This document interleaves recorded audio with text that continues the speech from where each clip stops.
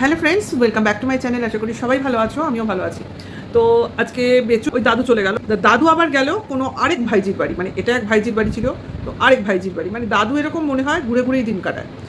কেন কাটায় সেটা তো বলতে পারবো না, এদের ভিতরের ব্যাপার কী যে ভেতরে এদের কর্মকাণ্ড আছে, ফ্যামিলি ম্যাটারটা অত্যন্ত ফিশি। মানে ভেতরের গল্প যতক্ষণ না দেখাবে তো আর ব্লগার না যে জানতে বুঝতে পারবো।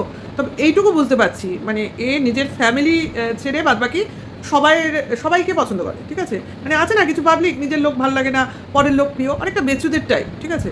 তবু তো বলবো এরা তিনজনে এক জায়গায় রয়েছে জোট বেঁধে, কারণ আর কোনো গতি নেই, ঠিক আছে। তবু ওই বুড়োটার থেকে অন্তত এরা ভালো, নিজের অন্তত ফ্যামিলির লোকজনকে, মানে নিজের সন্তানদের অন্তত ছেড়ে দেয়নি, মানে নিজের বাড়ি, পৈতৃক বাড়ি যেটা ছেড়ে অন্যান্য জায়গায় ঘুরে বেড়াচ্ছে না। আবার তো শুনলাম বউয়ের সঙ্গে ফোনালাপও করে না, মানে এতটাই দূরত্ব। তো বেচুর সঙ্গে প্রচুর মিল, মানে বউকে প্রাধান্য দেওয়ার কি আছে, বউ হচ্ছে একমাত্র বাড়ির একটা জিনিস, বইতো কিছু নয় যেটা কিনা কাজে আসে।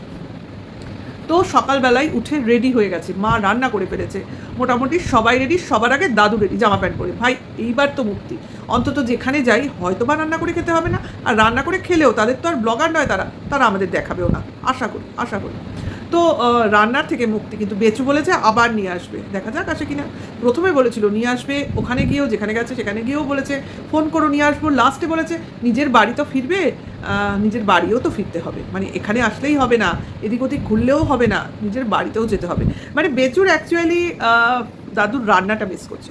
দাদুকে কতটা মিস করছে সেটা বড় কথা না, দাদুর রান্নাটা মিস করছে, সেটা কোথায় আমরা বুঝলাম একদম ব্লগিংয়ের লাস্টে গিয়ে মার ফেনা ভাত রান্নায়। তো প্রথম দিকে বলি, শেষেরটা শেষে বলবো, স্কিপ করো না, সঙ্গে থেকো, এবং অবশ্যই বেচুর মানে কার্যকলাপের দিকে লক্ষ্য রাখো।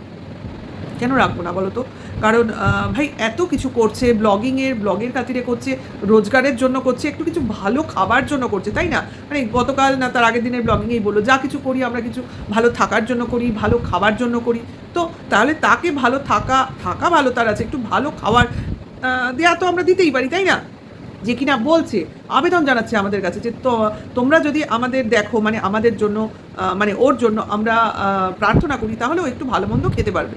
এই তো দেখলে আজকে, মানে গতকালের ব্লগে কী খেলো, ওই এক কাঁচকলা আর মোচা, তার মানে সবই ওই কলা গাছের উপর ভরসা। কলা গাছের কোনো পোর্শনটা ওরা ছেড়ে দেবে না, সব জায়গাটা খাবে, সে থোর বলো, মোচা বলো, কাঁচকলার তরকারি বলো, আমি সব জায়গাটা খাবো, ঠিক আছে। আবার পাকা কলাও ছাড়বো না। তাহলে তার মানে আমি বলে না গাছেরটাও খাবো আবার তলারটাও করাবো, সবটা মানে ছাড় নেই, ঠিক আছে। এমনি তো কলা গাছ বলে সব দিক দিয়ে মানুষকে পরিপূর্ণতা দেয়, তারপর নিজে মরে যায়, অদ্ভুত। যাই হোক, তো বেচুরা সেইখানে একদম তাদের কাজ করে চলেছে, সারাদিন কলা খেয়েই চললো, মানে কলার জিনিস, মানে গাছের জিনিসপত্র খেয়েই চললো, দিনটা শুরুও করলো সেটা দিয়ে, কারণ মঙ্গলবার নিরামিষের দিন, মাংসের কোনো জিনিস, ডিমের কোনো জিনিস এসব তো খাওয়া যাবেই না। তাই বাচ্চাটা কী খায়, আবার আমার প্রশ্ন, ভাই ওরা যদি ওই খায়, বাচ্চাটা কী খায়, ওগুলোতে কী আছে?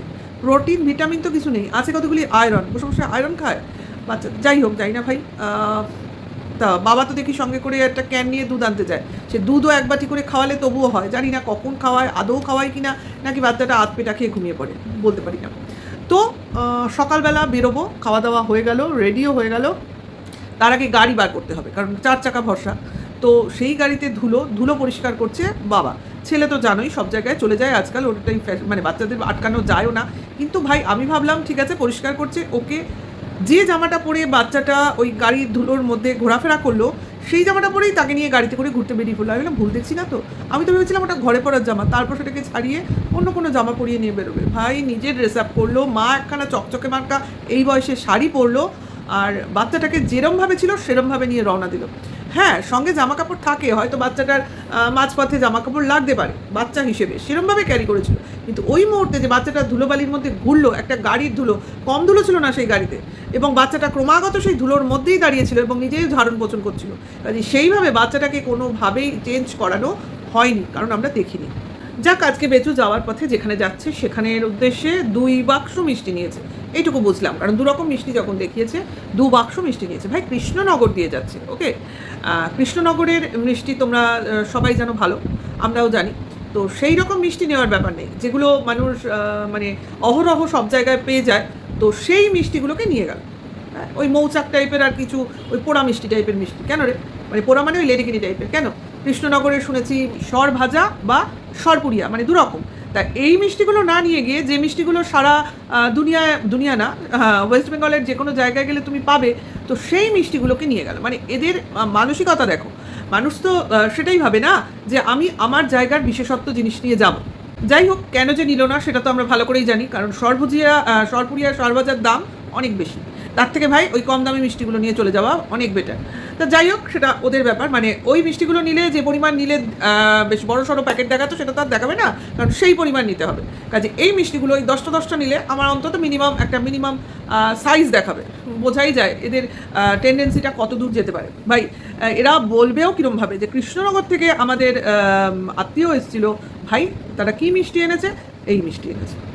যে যার ব্যাপার সে সেভাবে চলে, কারণ স্ট্যান্ডার্ড মেনটেন, মানে এখানে স্ট্যান্ডার্ড প্লাস মানসিকতা সব কিছুই কিন্তু এখানে কাজ করে। ভাই তোমার 4 চাকা থাকা মানেই যতই গাড়ি থাকুক সে সেকেন্ড হ্যান্ডই, তো তার চিন্তাভাবনাও তোমার ওই সেকেন্ড হ্যান্ডই হবে, ফার্স্ট হ্যান্ড হবে না। কারণ যেরকম তোমার চয়েস সেরকমই তোমার মানে লাইফস্টাইল এবং সেরকমই তোমার চলন বলন।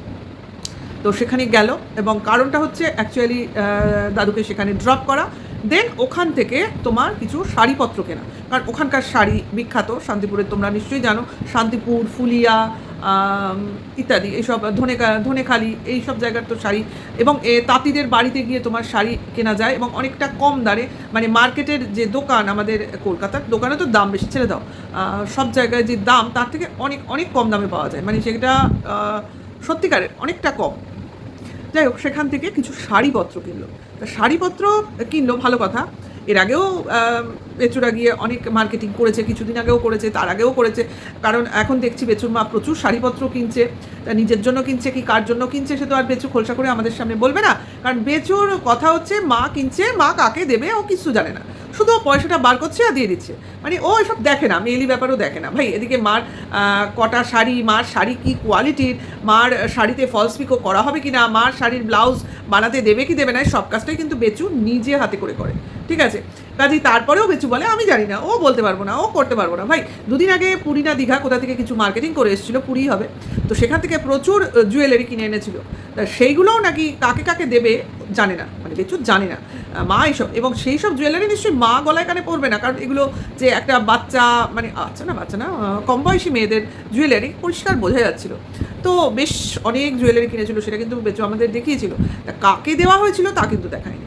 যাই হোক, তো শাড়িও এইভাবেই প্রচুর কেনাকাটি করছে, কিন্তু কার ভাগ্যে যে যাচ্ছে শাড়িগুলো সেটা আমরা ঠিক বুঝতে পারছি না, কারণ দেখতে পাচ্ছি না, তো না দেখালে দেখবো কী করে। তো বলছে যেহেতু আমরা তো বলতেই পারি, তাই না। মা কাকে দিচ্ছে বেচো জানে না, আচ্ছা বেশ ভালো, একদম ভালো জিনিস, না জানাই উচিত, কিন্তু আমাদের দেখাবে।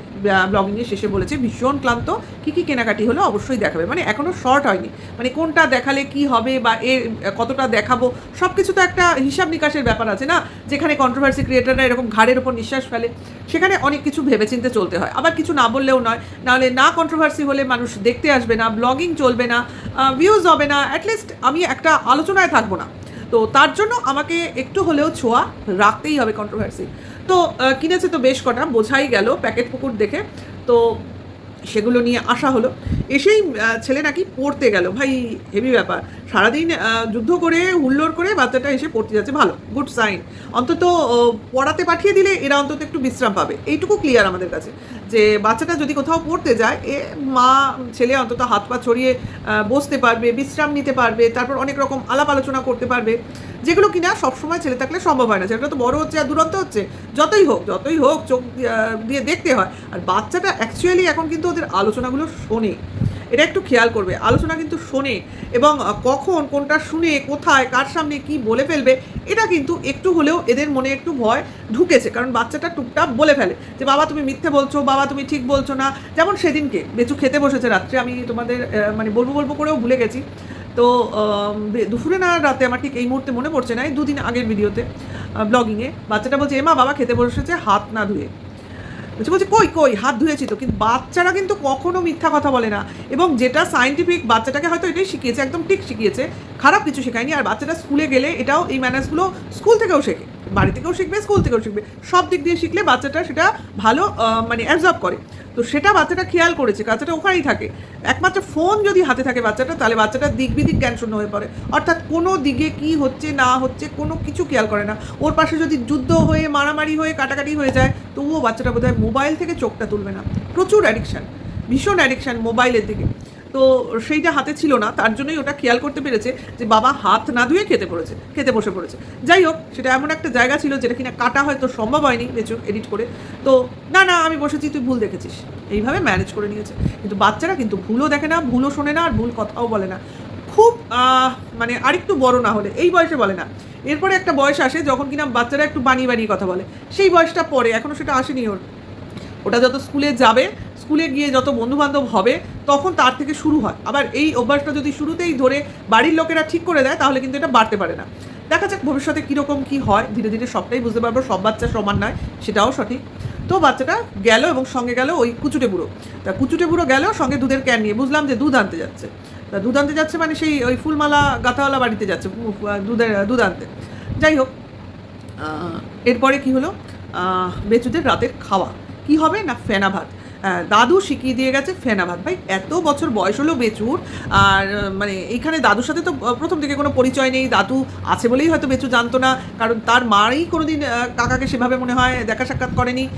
শুধু ফোনেই বোধহয় কথা হয়েছে কি হয়নি জানি না বাবা। এদের কোথা থেকে আত্মীয় স্বজন হঠাৎ করে টুপকে এখন পড়ছে সেটা কথা না, আসছে এটা ঠিক। তবে ওই যে ভাইজির বাড়ি গেছিলো, যে দাদু গেল, বিশেষ করে বেচুর মার যে বোন, দুঃসম্পর্কে না, মানে ওই কাকারি ভাইয়ের মেয়ে বললো না যে আমার বাবার ভাইয়ের মেয়ে। কি যে বলে, কোন ধরনের কাকা, মানে বাবার ভাই না বাবার কাকার ছেলে, মানে এরকম কোনো সম্পর্ক হবে? এদের খুঁড়তো তো কাকা, মানে দূর সম্পর্ক আমার যতদূর মনে হয়। নাহলে এত দূরের সম্পর্ক এদের সঙ্গে এখন রিলেশন রাখবে কেন? খুব নিজের হলে তো রাখবে না, তাই না? ভেচুর মামার বাড়ির সঙ্গে এদের কী সম্পর্ক সে তো ভালোই বুঝতে পারছি।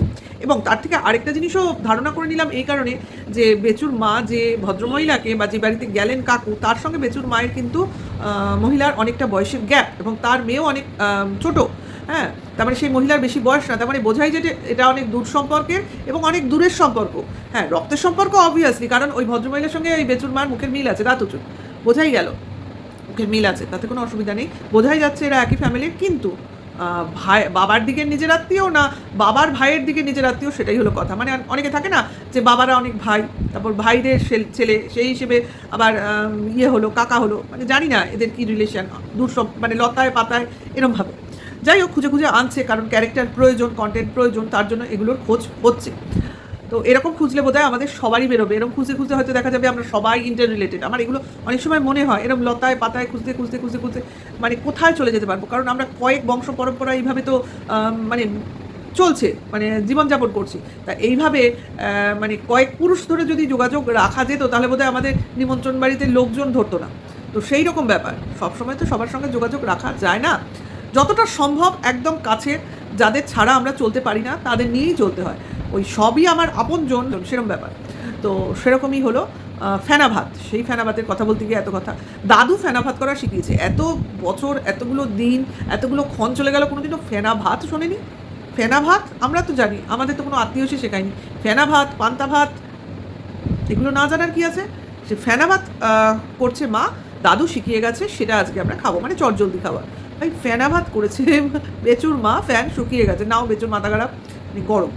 এরম হয় নাকি ফেনা ভাত এরম শুকনো হয় না, ফেনা ভাত হয় নরম, একটু ফ্যান থাকবে, স্বাভাবিক, এটাই হয়।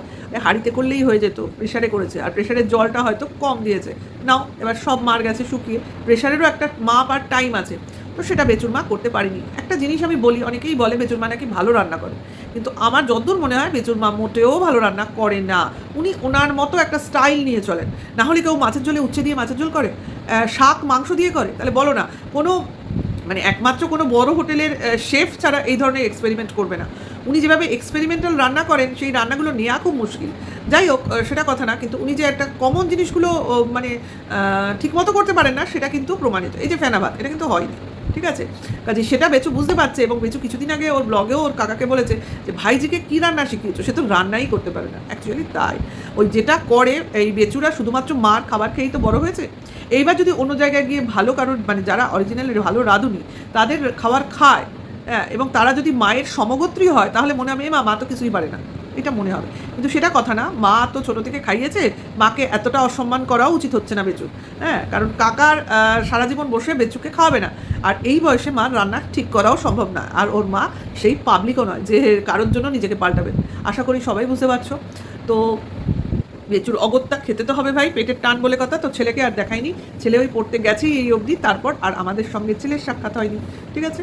তো তাদের সঙ্গে প্রমিস করেছে, কারণ আরও কিছু কেনাকাটা বাকি আছে, সব একসাথে মিলে আমাদের দেখানো হবে। তো দেখবো, নিশ্চয়ই দেখবো। কাকে কাকে দেবো, মানে কাকে কাকে শাড়ি দেবে সেটাও যদি একটু বলে দেয় তাহলে আরও ভালো হয়, মানে বাড়িতে যারা যাওয়া আসা করে আর কি, তাদেরও দেবে কি না।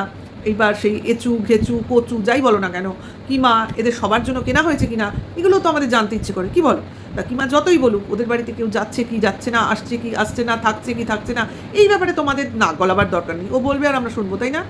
ও যেমন কেউ না কন্ট্রোভার্সি ক্রিয়েটার ছাড়া, তো আমরাও হলাম কেউ না কন্ট্রোভার্সি ক্রিয়েটার ছাড়া। ও যদি কে নাক গলাতে পারে, আমরা নাক কান দুটোই গলাতে পারি, ঠিক আছে। বুঝতে পেরেছো, মানে ওকে বোঝাচ্ছে, তোমাদের নয়। মানে বুঝতে পেরেছিস কি মা? যদি দেখিস আমার ভিডিও, দেখিস না আমি জানি, কারণ তোর দেখার সময় নেই, তুই কাকে দেখবি আর কাকে ছাড়বি। কাজেই তোর মোটামুটি টার্গেটের উপর তুই থাকিস, তোর লোকজন শেয়ার করে ক্লিপ, সেটাই তোকে দেখতে হয়। কিন্তু তাতে কি হয় জানিস, ওই ক্লিপটুকু দেখলে আগে পরের কথা শোনা যায় না, বোঝা যায় না, বোঝার অসুবিধা হয়, তার জন্য ফলো করতে হয়।